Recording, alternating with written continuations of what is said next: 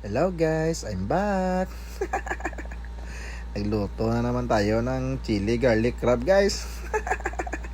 Yan na guys, oh, ang sarap-sarap na kanyang itsura guys. Oh, slow mo natin guys. Siyempre, kung magluto ka ng chili garlic crab, dapat may crab ka.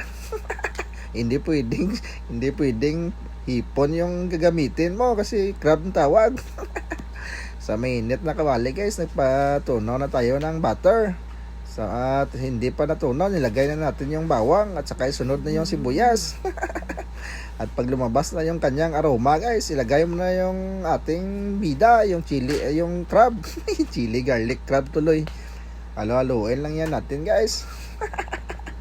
Tingnan nyo na lang guys kung paano natin ginawa to. Kakaiba na naman to. Lagyan na yan natin ng asin at saka magic sarap. Wala tayong bitsin.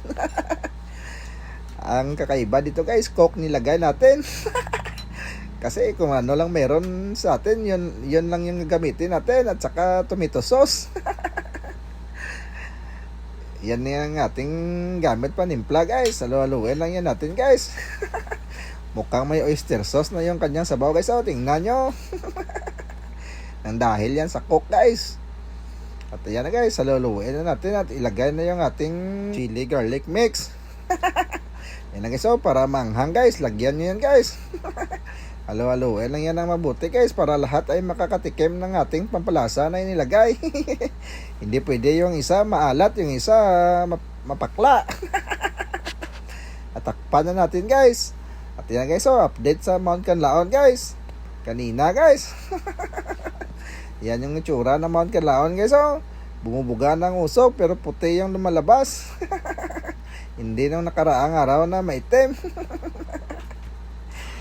Mga tao na sanay na dito sa ganyang pinapakita ng Mount Canlaon. At ayan na guys, bumalik na tayo sa ating niluluto. Patutuyuin lang yan natin yung kanyang sabaw guys. Hindi natin kailangan yung masabaw. Para sigurado tayong lutong-luto yung ating crab. Ano ba tawag sa Tagalog ng crab? Takpan lang yan muna natin guys para sigurado lahat ay maluluto kahit sa itaas. Naglilitsyon pala kami dito guys, oh. Kahapon pa pala yan. Birthday ng anak ko kahapon. At ayan na guys, nilagyan natin ng konting asukal para medyo manamis-tamis yung ating niluluto. Sarap to pag matamis. Kung umabot ka sa bidyong to, paki-comment naman kung taga saan ka para malaman kung saan umabot ang ating video. So hanggang dito lang guys, luto na po yan. Maraming salamat sa inyong panonood.